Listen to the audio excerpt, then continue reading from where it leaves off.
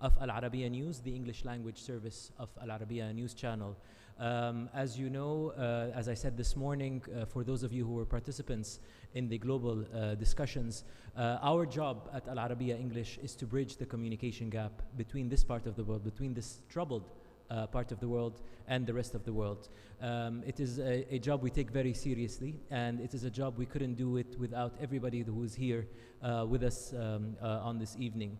I would like to also just mention one thing is it's the individual efforts of each person on our team, and there's so many members, and I'll get to thank you all individually in a second for everything that you do, that since the relaunch of Al Arabiya English 2 years ago, in November 2013, here in Dubai, we managed to grow our traffic more than threefold. We have since been quoted in almost every reputable news organization in the world, everything from the Washington Post to the New York Times to the Daily Mail to the Daily Telegraph to the Huffington Post, CNN, BBC, you name it. Why do we think this is important? Because we believe that there's a lot of problems that can be solved if we can reach an understanding. They say that an argument is 10% the actual argument and 90% the way you address it or the tone you address it. So this is why our Global Discussions Forum focuses on communication. The theme of the forum is bridging the communication gap between the Arab world and the West. And we've had fantastic seminars this morning. We've had fantastic seminars this year. And as I'm talking about, and the idea is, and of course, we do not kind of kid ourselves or assume that we can solve all the world's problems in a two-day conference. I wish this was the case, but it actually isn't. However, if we can change one person's mind or one person's perception or correct a wrong piece of information about the Arab world or the Muslim world, then we believe we've done our job. And speaking of individuals who make the difference, I have the utmost pleasure of introducing our keynote speaker for this evening. You all know Mr. Khalaf Al Habtoor. You do not need me to introduce this remarkable businessman, a person who has made it from scratch, a self-made entrepreneur, a person who I'd like to call has built half of Dubai. I can go on and talk about his bio, but it's already in your media pack. It's already online. I don't want to tell you something you don't know, but I would like to take this opportunity, if Abu Rashid allows me, to tell you about the person that I got to know on a personal level. I had the privilege of knowing on the personal level over the past 2 years. First of all, I think I realized what the key of success is. Now I know why Khalaf Al Habtoor is a successful businessman, and I don't see any people from our IT department, but if you are wondering, if you were in our IT department and you were wondering why you get emails at 7 o'clock in the morning saying something is wrong with the website, that's actually Mr. Khalaf Al Habtoor. And you know, he has, I think what makes Mr. Khalaf successful is an impeccable attention to details and the willingness to follow each detail until everything is done perfectly. And you know, some people might think this is, you know, disturbing, this is problematic, etc. But really, when I started implementing what I've learned from him, I realized there is no other way to success. If you want to succeed, you have to follow each and every step in the process to make sure you get to where you want. I got to know, and I know he does not like me or like anybody to talk about this aspect of his life, but I would also like to talk about the caring Khalaf Al Habtoor, which I got to see. A lot of the things is not reported in the media, but this man, what this man contributes in terms of charity, in terms of hospitals, in terms of helping children from all races, from all genders, from all religions, is truly remarkable. And I'm not going to continue talking about that because I do know that he does not like to talk about it. And the other thing is there's certainly few businessmen that most businessmen around the world will probably be focusing on me. However, I'm quite sure, you know, not many of you know that Mr. Khalaf spends quite a lot of his time lobbying politicians and trying to convince decision makers both in the Arab world and in the West to try to make this region a better place. And he's constantly writing to them, he's constantly meeting with them. And this is why I think we have all the privilege to have him be our keynote speaker. So without further ado, Mr. Khalaf Al Habtoor.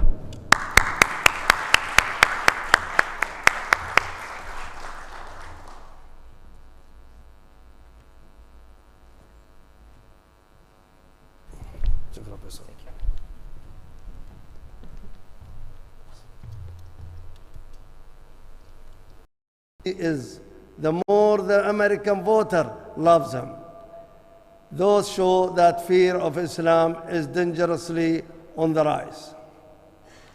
This man who could be democratically elected is not only attacking Islam, he is attacking the Hispanics, the African American, and other.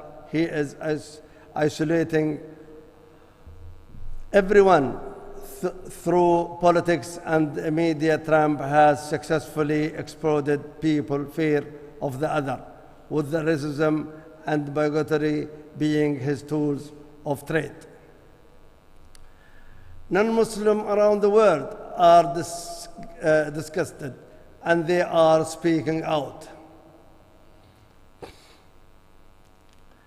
Various media, commentators, and new organizations have also done the right thing, calling Trump provocate, comment, racist, and acknowledging that his policies are fueled by racism. But where is the defense from the Muslim world? I am shocked by the disturbing silence from the Muslim and the Arab leader and the business world. What is happening to us? We Muslims are the target.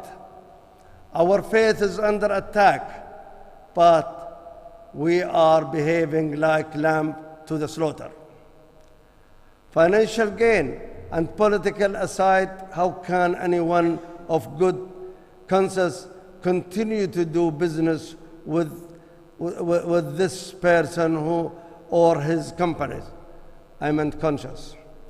Trump's the man and Trump the brand are same thing. In any case, imagining that America can be kept safe by shutting out Muslims is wrong. And who can blame Muslim for thinking if you do not want us, then you don't deserve our money? Trump must remember that Muslim nations around the world are heavily invested in the United States. He promised to make America great again, but in fact, he is gravely damaging his nation economically with his vulgar and highly offensive talk. His policies are based on hot air, and he is attacking our great faith. I would like to strongly urge anyone doing business with Donald Trump or any of his affiliated companies to stop. And I urge the media to focus on what is important and report the facts. You have an incredible power in your hands. Do not fall prey to the game of politics. Several years ago, I launched a foundation in my name. This is another subject. The Khalaf Al Habtoor Foundation. Its mission is to promote East-West dialogue and to bridge between the East and the West and build respect and understanding between the cultures. Sadly, this task is becoming more challenging by the day because of stupidity of people like Donald Trump who do not make things any easier. He's spreading poison and hate. It is people like Trump who are not allowing people to live in peace and harmony. I will continue to do everything in my power to break down the walls he has put up. In addition, I am planning a roundtable event with people like me from around the world. This event will focus on elevating global poverty, one of the biggest threats to our planet. This is what we should be focusing on, not wasting valuable time on Donald Trump anymore, like I wasted a lot. We need to work on realistic solution to help the poor. Our focus should be in saving humanity, irrelevant of color, race, of religion, or culture. It is not just Donald Trump who is abusing the media, creating fear and encouraging hatred to for Muslims.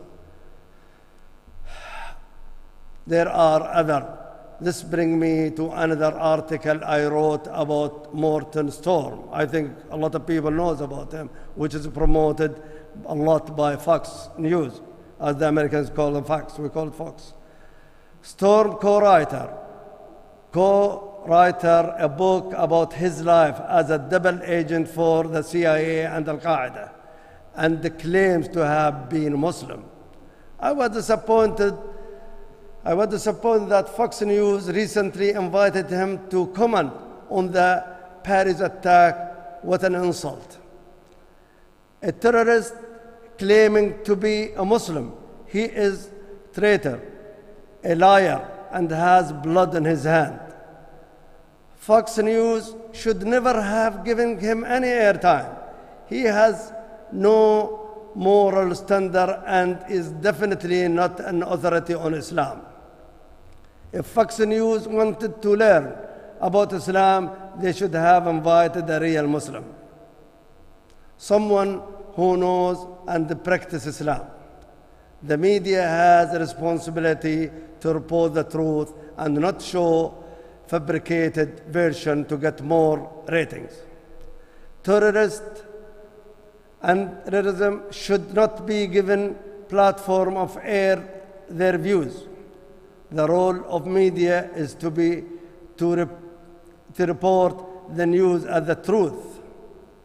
In our frugal world, media power should be used for good, to bring people together to stamp out racism and hatred, a platform for peace and tolerance. Ladies and gentlemen, I would like to thank you all. I thought, just to brief you, the most important and driving and dividing us is the poverty. All the world need to support, and really we have to create. We have to create an association with the West, with everybody, to help and to avoid terrorists, to avoid crime because of poor people all over the world, in Asia, Africa, Europe, Arab world, everywhere. Thank you very much. Thank you. Thank you. Thank you, Rashid.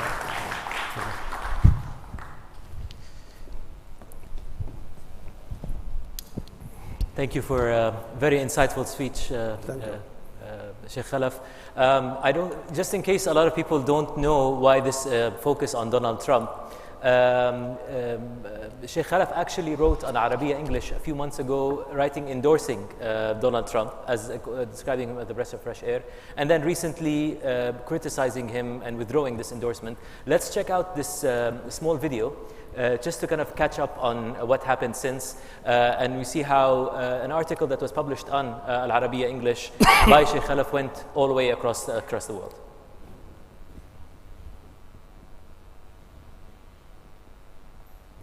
Or not.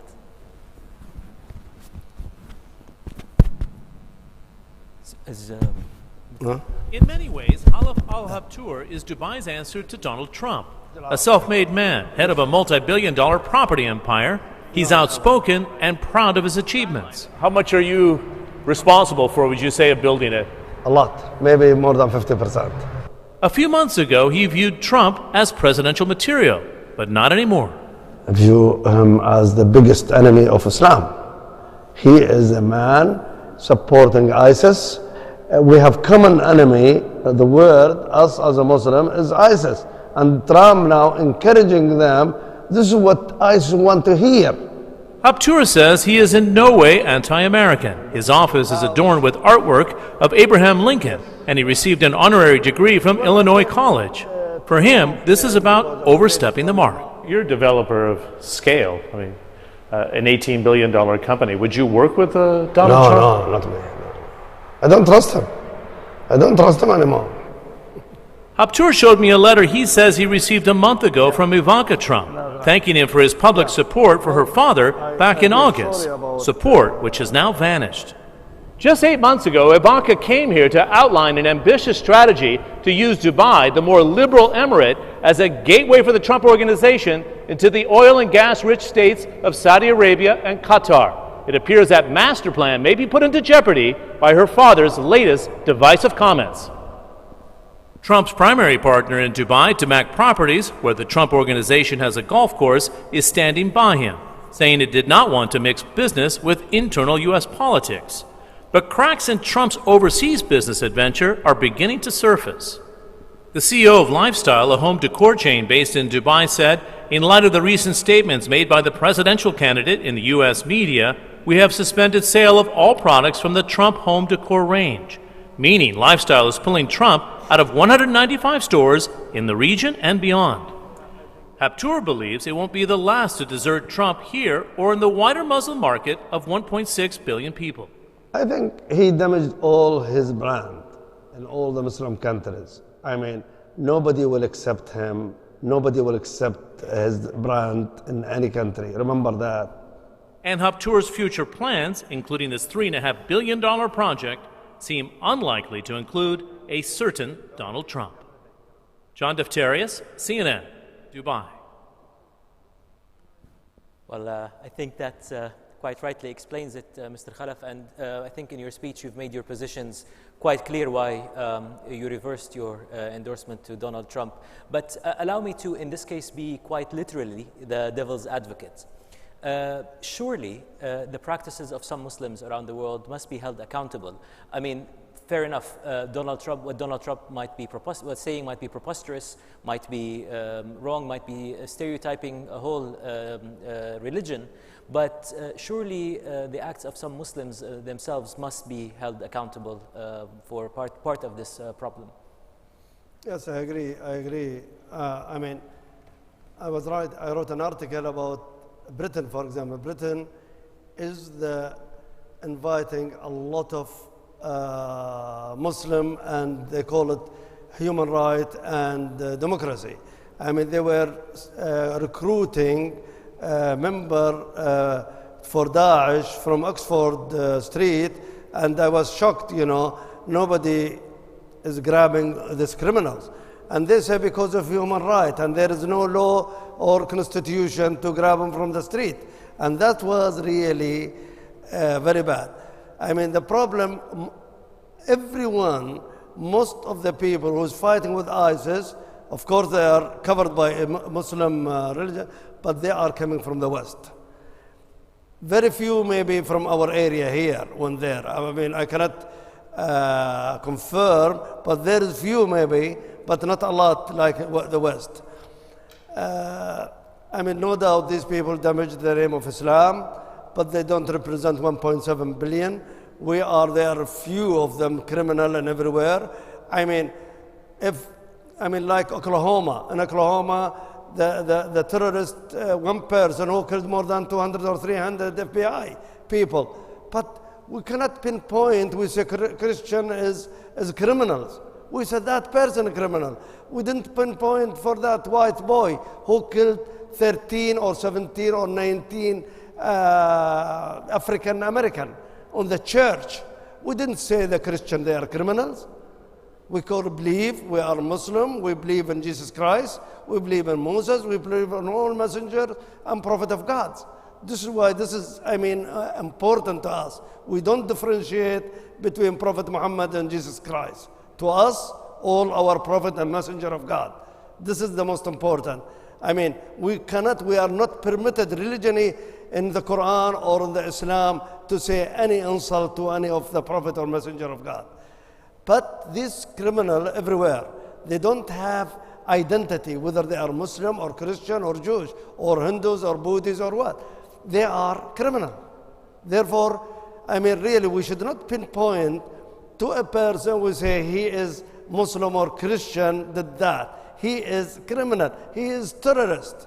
Therefore, we have to lift the religion from his. If you see Daesh, for example, they are taking the flag black and written on the La ilaha illallah Muhammad Rasulullah, Karram Allah, La ilaha illallah. They are criminal. They are, Islam is a peace. Islam, when you enter to somewhere, the word you say, Assalamu alaikum. Salam, peace upon you. Sorry. Thank you, Sheikh Khalaf. Quite rightly so, as you pointed out in your speech, poverty or economical conditions is a major contributor to the radicalization of a lot of youth who are joining organizations such as ISIS and Al-Qaeda, etc. Now, you've spoken a bit about an initiative that you're going to be spearheading to help eliminate poverty. We've noticed throughout the past year and a half, many rich businessmen in the region and globally either donating their whole wealth or large chunks of it to ending poverty. And I wanted to check with you, what are your plans in terms of ridding the world of poverty? And more importantly, Sheikh Khalaf, it's not enough to say, I'm going to donate certain millions or certain $1 billion or certain whatever amount to, etc. How do we run these poverty eradication systems or programs as efficiently as you run your businesses? Well, unfortunately, I haven't seen an Arab, unfortunately, I can say, or Muslim, donated as much as, for example, I can salute the Americans who donated billions and billions and a huge percentage of their wealth. They should be saluted, the Americans. Nobody can, maybe we have differences in politics, but we are agreeing on an agreement and with these great people. I have to salute them. So, the Arabs, unfortunately, no one, I heard, they gave a percentage of his wealth into poverty or into charity. I donated 20% of Al Habtoor Group on the charity. It is owned by a foundation, which is, I am the chairman of that, and I am controlling that myself, and we are helping a lot. We don't differentiate between color or religion. We are helping as much as we can within our limitation. We are not government. We are not, whatever we can do. Recently, I am studying that we want to invite important people who has the feeling of a human being. The people who feel that we have to rescue the world by lifting and helping the poor people all over the world, in Asia and the Arab world, in America, and the homeless. 6,000, more than 7,000 people homeless in New York City only. We want to help these people. And we want to help people in the Arab world, Muslim world. If you go to Europe, you will see people sleeping under the sewage pipe, under the this, under this. These people, they need, of course, I cannot claim I can do it myself. I cannot claim we'll do it in this life. I cannot claim, I have to be very transparent and honest. But I'm thinking to invite who claims that he want to help the poor, he want to help. I will invite them. I will send them private jet to bring them and host them here. And we talk and we do something that really we can help. And easy, if we implement the Constitution of God, we can help the world. Constitution of God is easy. That, a Muslim can pay 2.5% as zakah. Imagine that if we pay 2.5% all the Muslim, no need for the West. We will help all the West. And this is, we have to put it as a rule and regulation. I'm suggesting that to the people. The rule. There is in the Jews, they have 10% more than Muslims on their as zakah as well. But one friend of mine, Israeli, I met him in Europe, he's a great friend, and he said, even there's 10%, but we play around. You never pay a penny. I'm going to open the floor for questions. We're going to have to keep it short, so maybe we'll have one or two questions. But I do have one more question.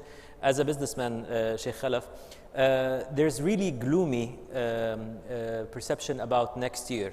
Given the oil prices, given the costly wars in the region, a lot of people are expecting another recession.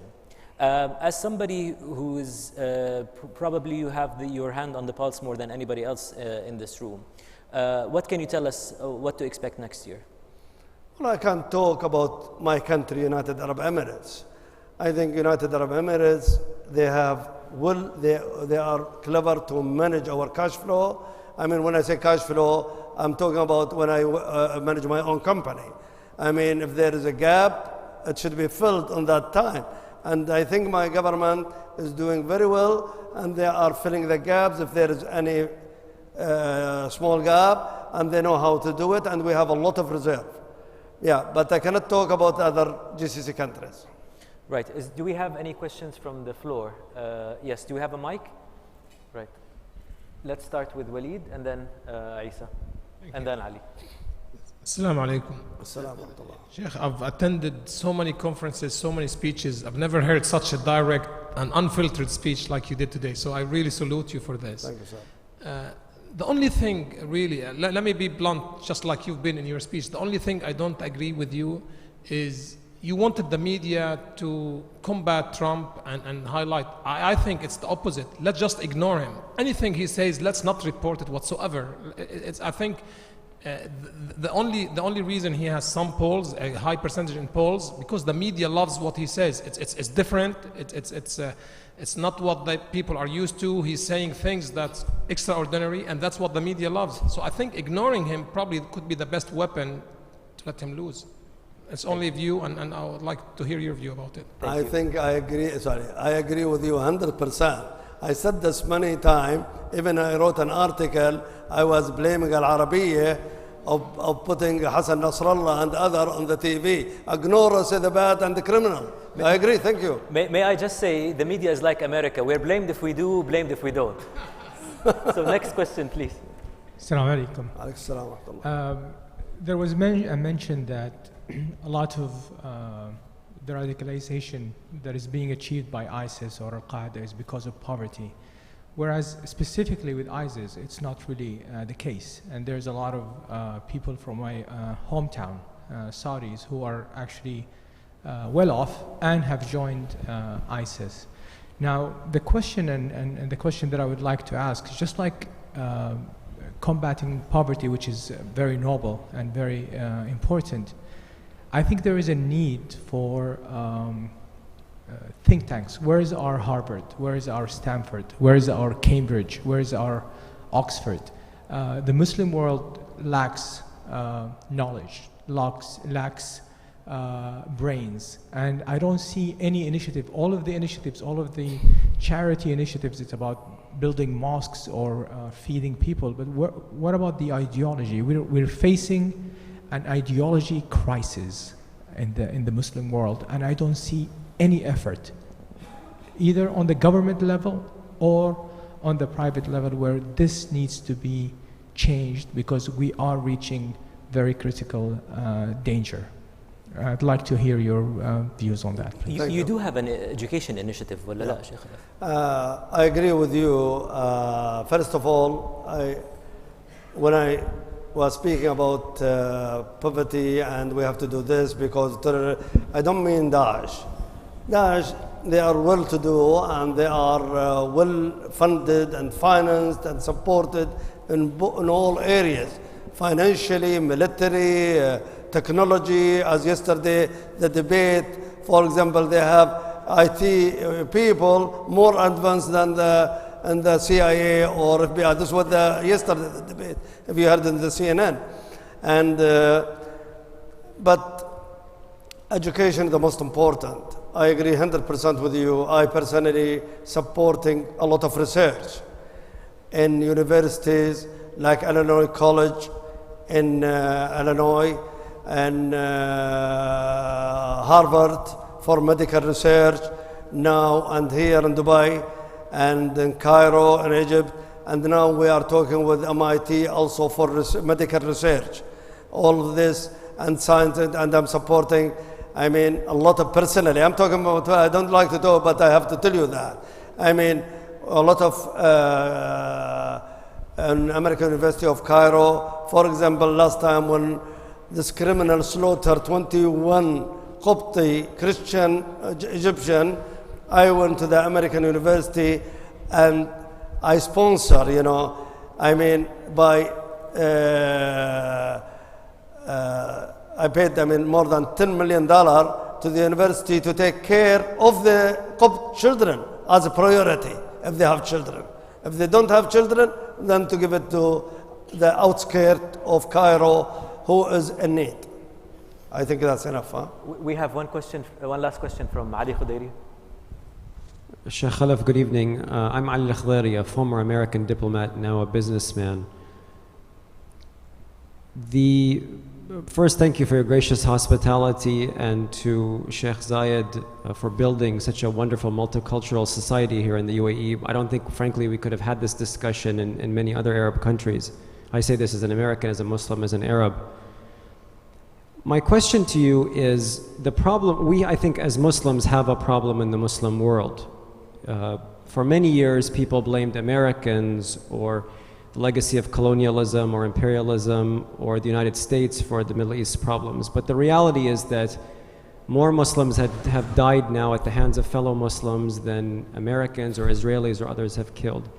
How do we as Muslims solve these problems within the Muslim world? What is going to restore peace and dignity and good governance and stability back to the region? And how can leading industrialists like yourself help contribute to that cause? Thank you.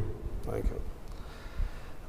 Well, let me explain you, because there is no transparency between the leadership and the people. In my country here, United Arab Emirates, we born and raised, as the Americans said, born and raised with our leader, like the former Sheikh Zayed Allah yarhamah with Sheikh Rashid Allah yarhamhum jami'an. And we born, you know, together with them. We were, our fathers and us, we were advisor without payment. We are advisor without title. We are advisor, we discuss things before we do. It is transparent. We are like one family, a tribe. In the other country, the problem, what's happening in the Arab world, which is, I agree with you 100%, there is a barrier between the leader and the people. There should not be a barrier. We should not, I mean, this is the difference in United Arab Emirates. There is transparency. We can see our president. We can call our president. We can see him and tell him what's wrong and right. And we, you know, this is the difference. And we are well respected, and we respect them. And always I say that in my TV interview on this. I said, we people of UAE, and especially the businessmen and our government, we are parallel working together. They cannot succeed without us, and we cannot succeed without them. We are partner on the growth. We are partner of success and safety of my country. This is the difference. I agree with you. There is a lot of Arab countries. Nobody, they cannot listen to anybody.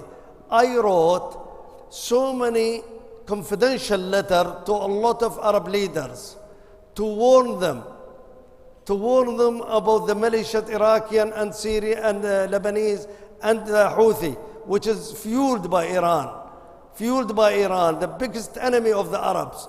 And nobody come back to me and see what's happening with the Houthi. They are fighting us, and we are losing our people. But soon we will liberate, inshallah, Yemen. Thank you, sir. Sheikh Khalaf, I do want it's been a fantastic, candid debate. I do have one last question for you. But your question doesn't finish.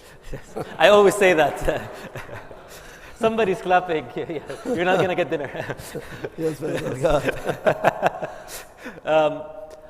Sheikh Khalaf, as I said earlier, I've had the privilege of meeting your family. I know on your WhatsApp you have a beautiful picture of your grandson. You wrote once that with great wealth comes great responsibility. And with that great wealth also comes great power. If you had one wish or one project you want to do for your grandson to make sure the world is a better place for him, what would that one project be? This is very difficult. Now, before we go to grandson, let us go to our sons. We want them only. The most important to me that our children, you know, not only my son or my grandson or my granddaughter or my daughter, we want them to be loyal to the land, to the earth of the country, to believe the honor is the land. This is, you have to be honored and you love your land more than you say, my wife or my mother, this. The land is your mother. We want them to believe in responsibility. They love their country, to protect their country, hand to hand with their leaders. This is the most important to me, and I will be proud to sleep. Money, I believe money can make a lot of things.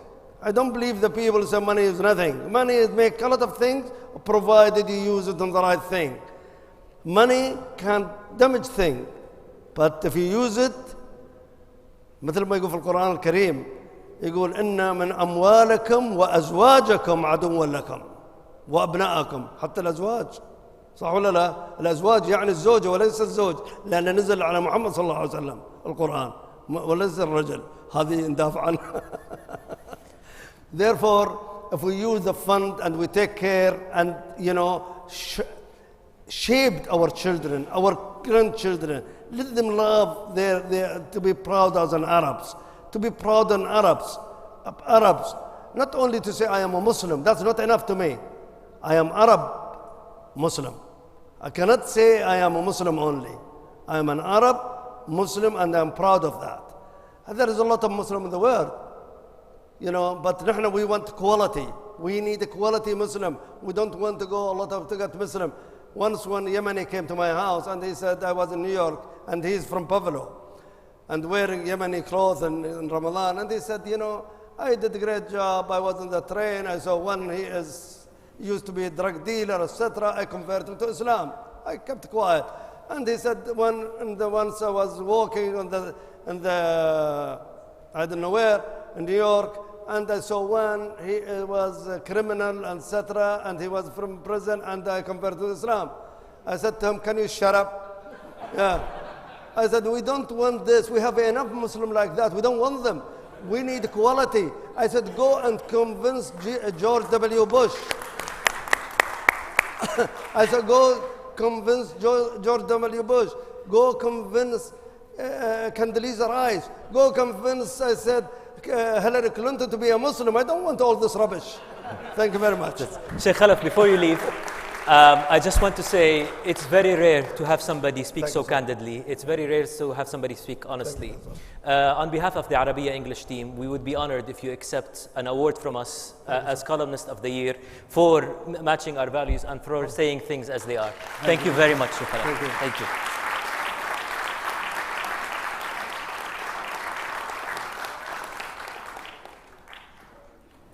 تعال ليها. Thank you. فيصل. Thank you, Rashid. يلا السلام عليكم.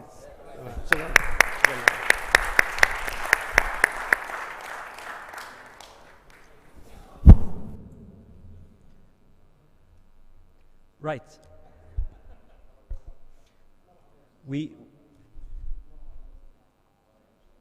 We do have one more announcement to make before we indulge in our dinner. We've had a fantastic speech by Sheikh Khalaf and a fantastic Q&A with Sheikh Khalaf, very candid indeed. But we're also here to honor one more person who also lives up to our values of bridging the communication gap.